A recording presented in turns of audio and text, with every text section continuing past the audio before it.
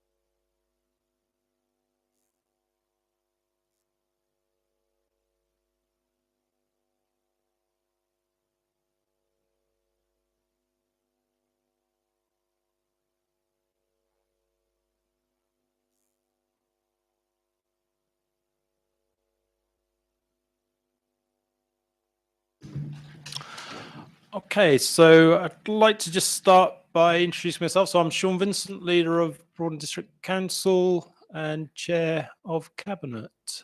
Over to you, Jonathan. Jonathan Emsel, portfolio holder for transformation and organisational development. Trudy Mancini-Boyle, deputy leader and finance portfolio holder. Fran Mymark, portfolio holder for communities, housing and planning. Hello, Judy Leggett, portfolio holder for environmental excellence.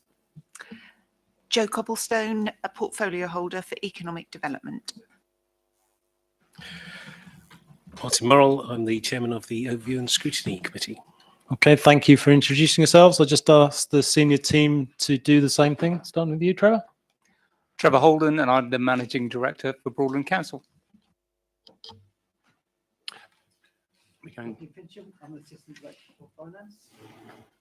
Sean Crook, Transformation Innovation Lead Officer. Corinne Norrie, Assistant Director of ICT Digital and Transformation. Debbie Lorimer, Director of Resources.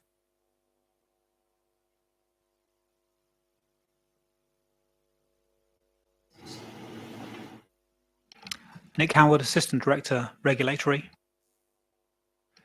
Andrew Grimley, Environmental Protection Manager. Are you choosing not to join us tonight, Phil? You're just... Yeah, find that hard to believe. Okay, so thank you, everybody. Just to remind you that this evening's meeting is being live streamed on the Council's YouTube channel. And that moves on then to declarations of interest. No? Okay. Apologies for absence. We're all here, so there are none. We then have, starting on page 6, the minutes of the Cabinet meeting held on the 6th of July. I'll take those on block. So is there anything in there that needs updating, changing, amending, adding for anybody? No? Can I take those as being a true record then and I'll sign those off? Yep. Okay, we'll do so. Is there any public speaking? No, no public speaking tonight.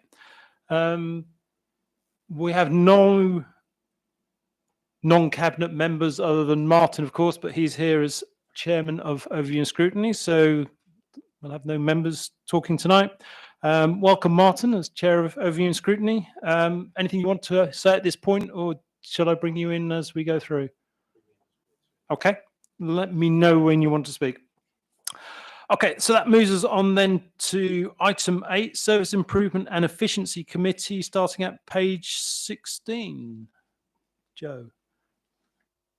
Jonathan. Sorry. Jonathan, even. If Cabinet can please note the Service Improvement and Efficiency minutes from the 24th of August. Thank you. Thank you, Jonathan. We will receive those accordingly. That moves on then to item 9, the Environmental Excellence Policy Panel. Judy? please will Cabinet note those minutes? The major items are on our agenda tonight. Okay, thank you for that. We will receive those minutes. That then moves us on to item 10, using intelligence to achieve a first-class customer service, starting at page 28.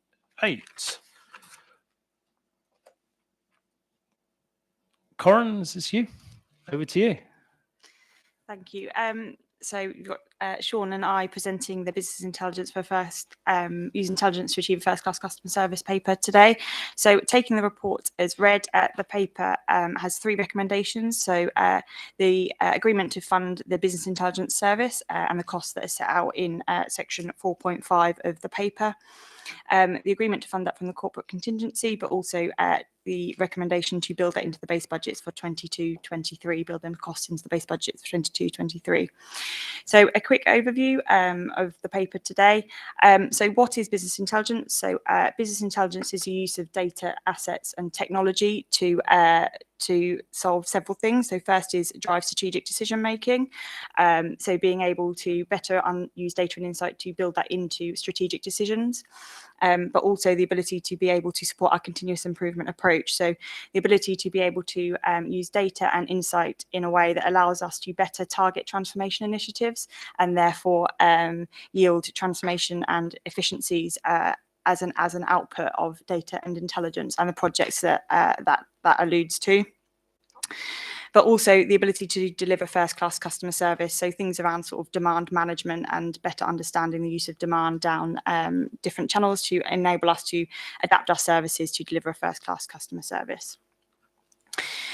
So you'll note that in our strategic plan, there was a commitment to using data, intelligence and insight to inform service delivery. The business intelligence paper and proposal that you have here in front of you is a core enabler of the delivery of what we set out in this strategic plan around that principle. And just to give you an idea around sort of what business intelligence can do for us and to bring that to light a little bit. So business intelligence in terms of the use of data and insight that the proposal you see here in front of you allows us to do several things. The first is to sort of better target our services to those that are most in need. So for example, if we think about grant funding that can quite often come from central government or the ability to be able to identify the people that are in most need of access to those services, to that funding, for the use of this data and intelligence will allow us to get the service to them, the right service to them at the right time when they most need it and to those that most need it. Another key element of business intelligence is prevention and prediction. So the ability to be able to use business intelligence to prevent higher cost demand that we may see if we don't intervene early, but also the ability to be able to predict demand and act accordingly. So adjust our strategies and our initiatives to enable us to better manage that demand. And then that reduces cost further down the line. So, for example, a neighbouring council has used predictive analytics to anticipate homelessness needs, and as a result, they've been able to adapt their approach and yield efficiencies further down the line through that element of adaptation and service delivery. And then, lastly, there are opportunities around the ability to be able to pull multiple data sets together. So, if we take telephony data, for an example, the ability to be able to see demand down multiple channels and see that wider picture at the press of a click of a button, as opposed to some of the manual data collection and collation that we currently do at the moment that can be costly, and therefore the ability to be able to better use our channels to service that demand that comes in and again yield efficiencies further down the line. So in summary, the ask is to invest in the business intelligence service to support this approach. So there'll be new skill sets that we'll need to bring in as part of this proposal. And if we look at the costs based on a 45% aspect, so in 22-23 we're asking for £20,376 investment, and you'll see in section 4.5 of the report that that's split out across a 5-year period, increasing to 84,000 in the 5th year. That's everything for me, and open the floor to questions. Thank you. Thank you for that. Jonathan, do you want to add anything? Yeah, this is a very exciting piece of work. It really means that we can use the data smartly to come up with some rather good ways of working more intelligence with all the processes we've got. I think it works for all departments. They'll all have a need for it. We've seen some excellent work with the information that for instance, the housing can use on their dashboard, where they've got information that's straight to their fingertips, as it were. And we'll be moving forward with this. And it's an excellent piece of work. Okay, thank you for that. Do you want to just do the recommendation for us? So the recommendations are on page 38, and it's to recommend to Cabinet to recommend to Council the agreement of the funding to establish the business intelligence services as set out in section 4.7 of the report. Cabinet to recommend to Council the funding for the 22-23 is drawn down from the corporate contingency, and Cabinet to recommend to Council that the funding for the business intelligence service is built into the base budget for 23-24, which obviously we will be working on soon. Okay, thank you for that. Jonathan, any questions for anyone? Fran? Thank you, Chairman. I just wanted to ask, obviously, these people don't grow on trees really. So I just wondered how you were going to find them, because they're not the easiest people to find, perhaps. Thank you. Do you want me to pick that up, Corin? Do you mean data analysts and senior data analysts? I think that's the recruitment of, isn't it? You're referring to? Yeah.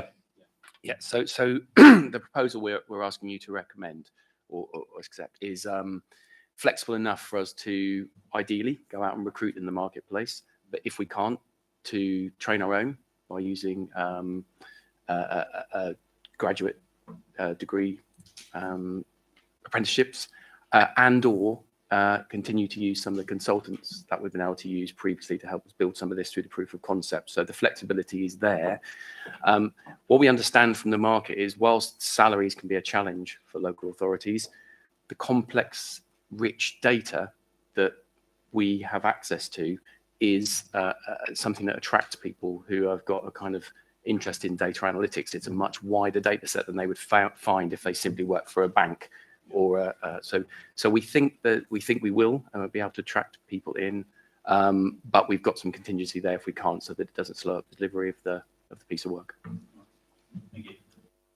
Okay, thank you. Any other? Judy? Thank you, Chair. I just want to add that I'm delighted to see this report, because thinking of it quite simply in relation to waste, for example, we should then be able to interrogate the type of inquiries that are on the website, and so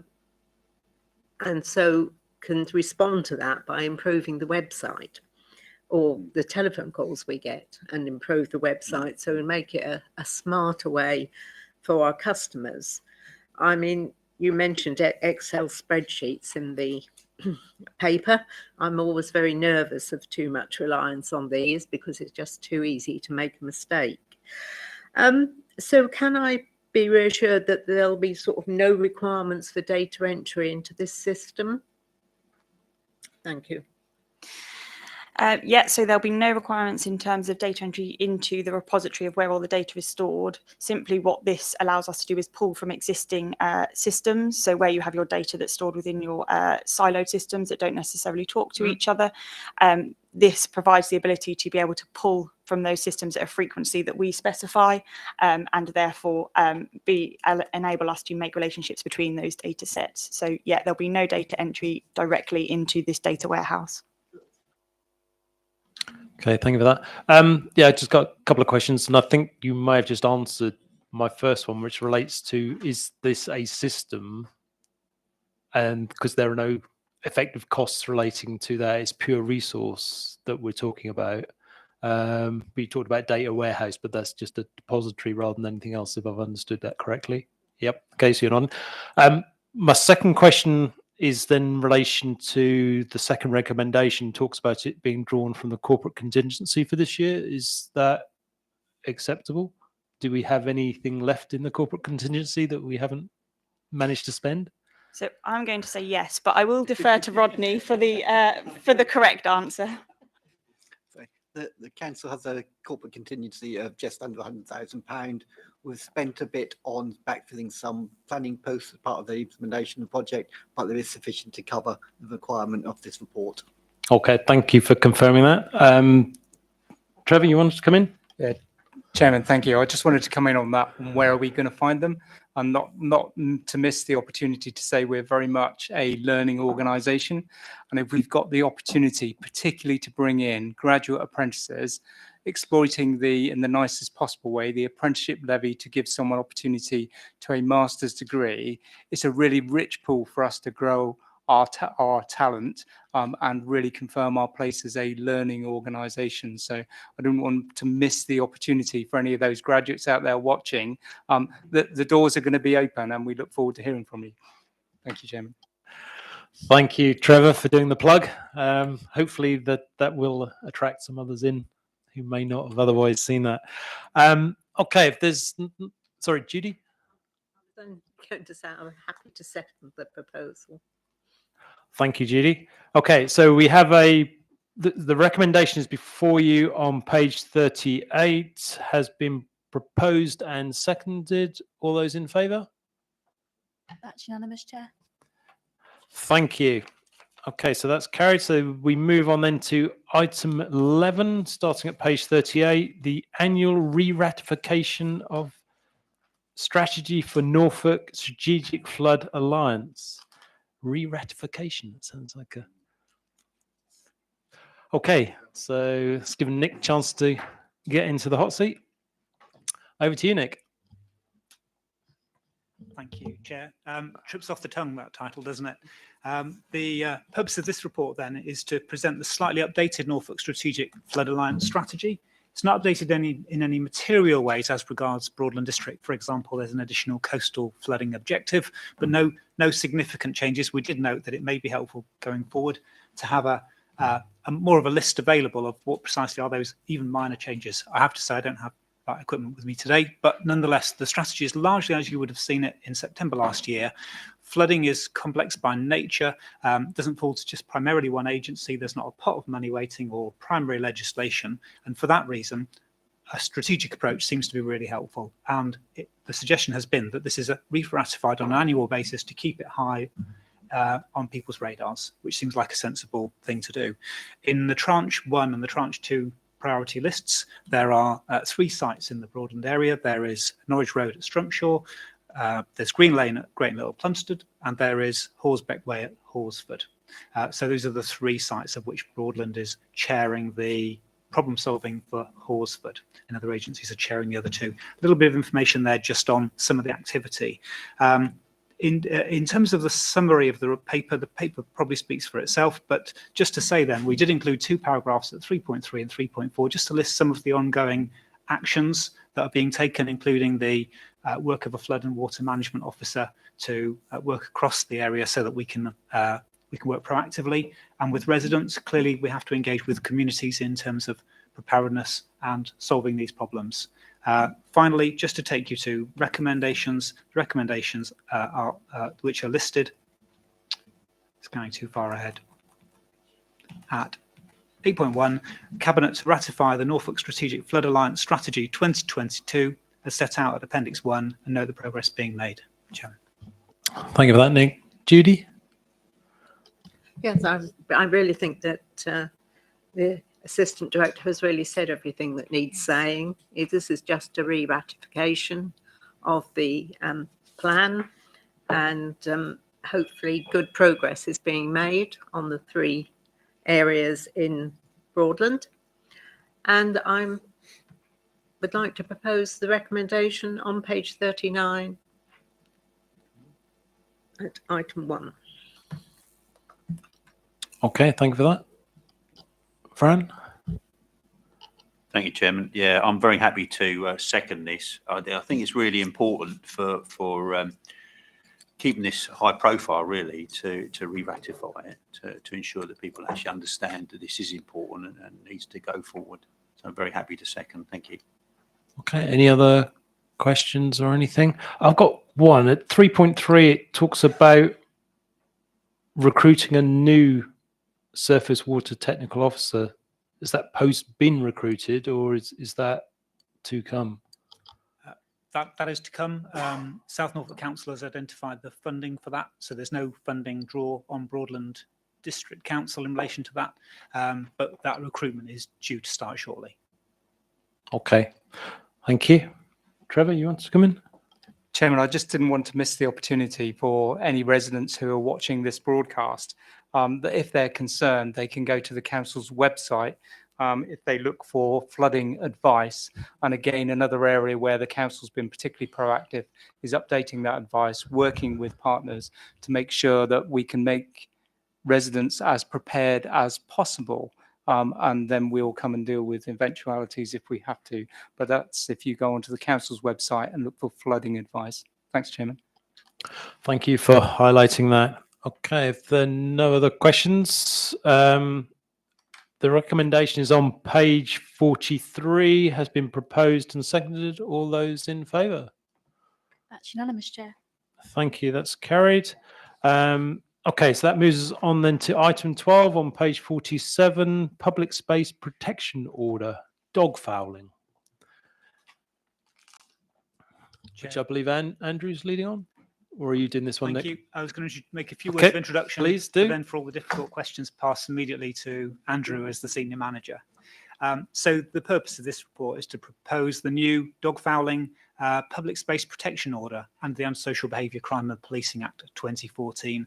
This follows public consultation in which we had very little public comment, which would indicate broad support or satisfaction or acquiescence, if you like, with the replacement for the Public Space Protection Order, which is proposed on a like-for-like basis. The maximum duration of a Public Space Protection Order is 3 years. Council must be satisfied that it's necessary and proportionate to do so, but bearing in mind the public concern around dog fouling, I think we could absolutely say that there is that degree of concern of amongst our residents. We don't at present have any key hotspot locations which stand out greatly from others in terms of dog fouling concern, although there is one key location at the moment where the leaving of dog fouling in bags, but having collected it but then leaving the bags is a concern within the district. I only raise that because it is a significant concern in one location, and it is an offence not to clear under a Public Space Protection Order dog fouling to a receptacle designed for that purpose. So to simply pick it up and put it in a bag and then leave the bag on the ground is still an offence, or to put it in a tree, or I think we've all seen the stories, haven't we? So I think probably that's the proposal summarised. But just to say that the recommendation 8.1 is that Cabinet approves the Public Space Protection Order number 3 as proposed in paragraph 4.5 and Appendix 1 over the geographical areas identified in Appendix 2. That's the entire Broadland district for a period of 3 years. Chair. Okay, thank you for that, Nick. Judy? Did Andrew want to say anything? Did you want to come in at this point, Andrew? Not at this Anything point. to add? No? Thank you. Judy? All right. Well, I think this is something our residents want, because some people do get very concerned about dog fouling. It is basically the same as we had before. We have this Public Space Protection Order, but they can only last for 3 years. So we had to go out to consultation. I would certainly recommend it. The other point I would like to add, that if any of the parish and town councils actually want more signage, or they haven't, because their signage has faded, or they want signage because they haven't got any, then the website should tell them where this can be obtained from. So I'm very pleased to recommend the recommendations on page 47. Thank you. Okay, thank you for that. Joe? Thank you, Chair. I'm very happy to second this. It's something that is very emotive subject at town and parish councils, especially in my own ward of Coltishall. We see an awful lot of visitors coming into the area, and it's really important for our visitor centres to keep Broadland in a pristine condition. And I just wanted to ask Andrew or Nick, the additional signage, if town and parish councils would like to buy any of, or do they have to buy it, or is it available free of charge to put in their areas? In answer to that, we have a limited amount of signage in terms of sort of plastic adhesive signs. However, we can provide advice to town and parish councils in terms of any additional particular or specific issues that they need to do. So if they as Councillor Leggett has said, if they contact the website or phone into the council, then we can actually sort of provide advice and potentially have officers go out and visit and assist with specific issues. Okay, thank you for that. Fran? Thank you, Chairman. There was a couple of questions I want to ask. One is talking about people not taking bags home, obviously clearing up and all. Is it actually an offence to put that waste into someone's waste bin, like a personal waste bin? Someone's got their bin outside their house. Is that okay, or is it not okay, or is it an offence? So just very specifically there. But the other thing was, it's on page 52, well, on to 53. When we talk about exemptions here, I just question whether or not we really need to differentiate for disability for people who are deaf. It's 4A2, as it is on page 53. It said there's an exemption for someone who's deaf, and I just wondered, I would suggest that most people who are deaf, maybe not every single one, they may have other disabilities as well, but most people who are deaf are quite able to sort of lean down, pick up the dog's mess and take it away and put it in the correct receptacle. So I just wondered if that's actually necessary. Thank you.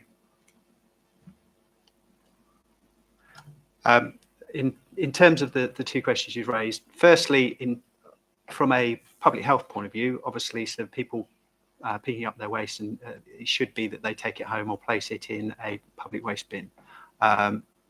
In truth, it would be something that we would need to look with environmental services to work out whether it is actually an offence to place it in another bin. However, if it is bagged, in some respects, my view would be that if it's removed and placed in a receptacle and it's not going to cause any problems, that could be attended to. However, obviously, sort of people do look at their own bins, and there is a situation where they want to be very protective of it. So in some respects, sort of, we obviously would resist that as much as possible.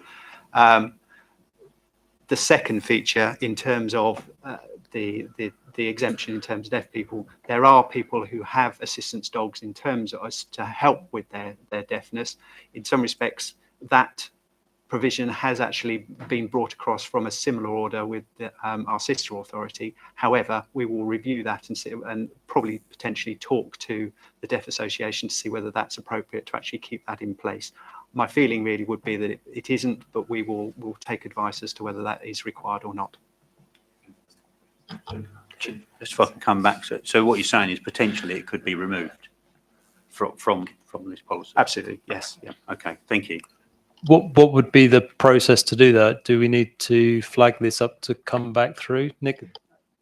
Chair, I'm going to offer an alternative approach, which is that we will always be judicious about whether an exemption should apply to an offence. The wording, and it is used by other authorities, so that's why you'll find it here. Sometimes it relates to enclosed play areas, which might rely on more language, but the exemption will only apply in relation to a dog trained for deaf people and on which they rely for assistance. So that does narrow it down significantly. It's not just any dog. So I think on that basis we could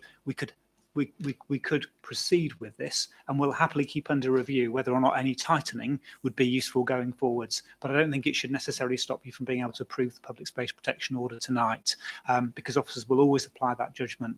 And I think vanishingly small is the likelihood that we are going to have instances where we're going to have to think carefully about whether the exemption applies or not. So it will only apply in relation to trained dogs that are trained to assist with deafness. So okay, I think before Frank comes back at you on that and barks at you, no doubt, excuse the pun, I still don't get it.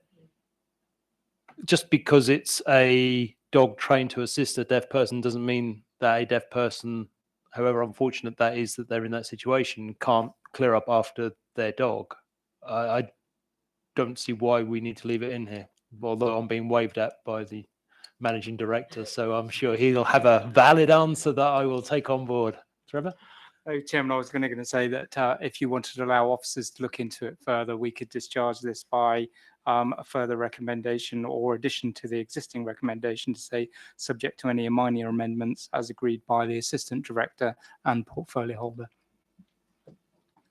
Specifically in relation to this item, well, it doesn't need to be that any item, couldn't it? Yeah. Yeah, okay. So are you happy with that, Fran, that we add that amendment. Yes, Chairman, I'm very happy. The the number of dogs you're talking about are minuscule, Yeah. I guess, but nonetheless, I just think it's something we need to be very But I think it is something aware of. Yeah, we need to be clear that if it's not appropriate, then it shouldn't be part of our policy. So it's not okay to leave waste if No. you can clear it up. no. That's the bottom Okay, line. so come back to Judy and Joe. So Judy, you proposed this. Are you happy for the amendment? Okay. Okay, come back to you in a moment, Joe. Okay, back to you then, Judy. Yes, with all this talk of bins, I just want to make it clear to anyone who's listening to us talk that it's perfectly all right to put bagged dog waste in your residual bin, i.e. in Broadland, in your green bin. Thank you. So if you took it home, that's exactly what you would do with it. So, yeah. Okay. I've got a couple of other questions. Sorry, do you want to come in on something else, Nick? It was only to say that for clarification, putting waste in someone else's bin is not only undesirable, but potentially is an offence, and we wouldn't encourage dog walkers to put dog fouling waste in someone else's bin. By far, the proper thing to do is to put it in the public receptacle or to take it home with them. Yes, indeed. He says no, looking for his question. It's here somewhere. Yeah, so 4.4, we didn't receive a response from Norfolk Constabulary or Norfolk Highways, which is disappointing. Is that something we should be concerned of? I mean, this is obviously something that should be enforceable. Chair, no reason for concern. The Constabulary and the Public and the Police and Crime Commissioner's Office tend to comment on an exception basis where there are matters that do exercise them. So it's not it is customary, and that means they don't have to respond to every single consultation. I have spoken with the District Commander, Superintendent Chris Barnard, who expressed no dissatisfaction or concern about the proposal going forward, which is primarily a matter for local authority enforcement. So I've identified no concerns arising from the lack of a documented response. Okay, thank you for that. Any other? No?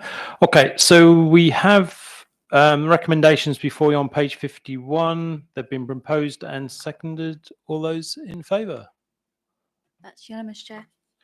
Thank you. So that's carried. That moves us on then to page 56, item 13, the awarding of contracts in relation to the mobilisation of the Horizon Centre.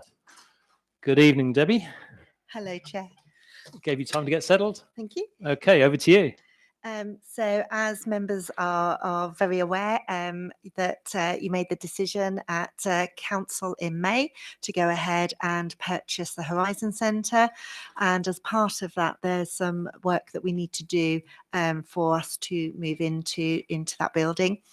And this report here basically seeks delegation for the contracts to undertake that work, for us to award those.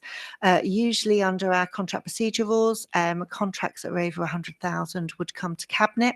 However, I'm sure you're very aware that at the moment costs are increasing due to inflation, but also the costs of running our two existing buildings, South Norfolk House and also Thorpe Lodge here, are increasing because of utility costs going up as well. So there is a need really for us to move quickly and to award those contracts so we don't hold up the process at all. But we're asking for the delegation as long as we contain our spend within the budgets that you've already approved. So those were the budgets that you approved in Appendix B, which was confidential in that original business case that came through in May. Just for clarity, there are three elements there. There's the cost of the fit out and the options. There's also the Wi-Fi, which was described as additional. That was very clear in that Appendix P. And finally, there is some survey work. As you know, we undertook some rigorous surveys. There was some remediation work there. And as in identified in Appendix P, that can be covered though from the capital budget that was set aside for for Thorpe Lodge, the Broadland share of those costs. But that move will absolutely save us significant revenue savings ongoingly, and also over time capital savings too, as well as a terrific environmental reduction in our carbon footprint. So the quicker we can move in, the quicker we can realise those savings. Okay, thank you for that, Debbie. So you have before you that report that Debbie's just taken us through, and the explanation as to why we should accelerate our governance to enable the delegation of the awarding of the contracts as set out in the recommendation at 7.1, which I'm quite happy to propose to council, sorry, to cabinet even. Trudy? I'll answer to anything. I can see we need to move at pace with this. We're getting 2 councils to agree to these decisions, and I can see no reason not to second the proposal. Okay, thank you for that, Trudy. Any questions or comments from anyone? Martin? Sorry, at overview and scrutiny this morning, there was an amendment proposed and agreed, just in slight wording that after the leader of the council, it was and the portfolio holder for transformation and organisational development, but that was the only thing that was amended. Can I ask why? I think it was proposed by the chair of the audit committee. Okay. And just agreed.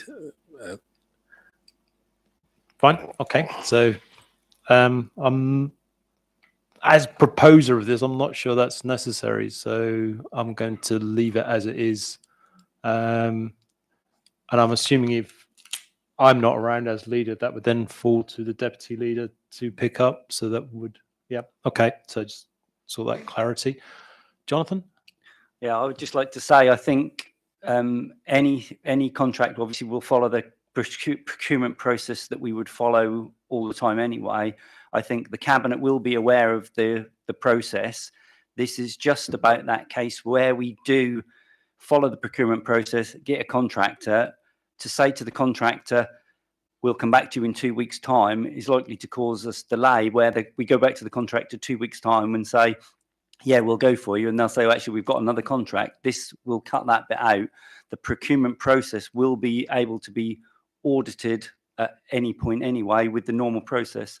So for me, we will all be aware of what's going on. We will all be able to look at it.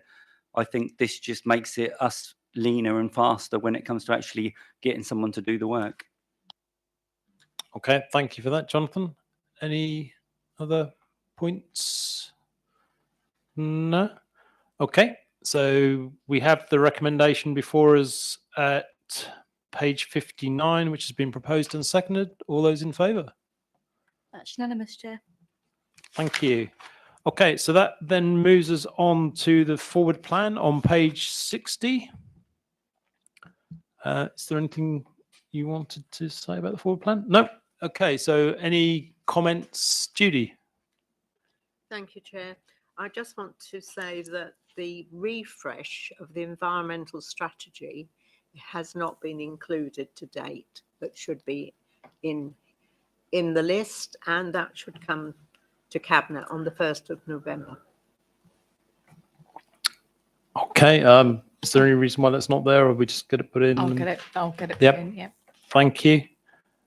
Any other questions or comments about the forward plan? Anything else missing for anybody? Jonathan? 29th of November looks a bit busy. Just an observation.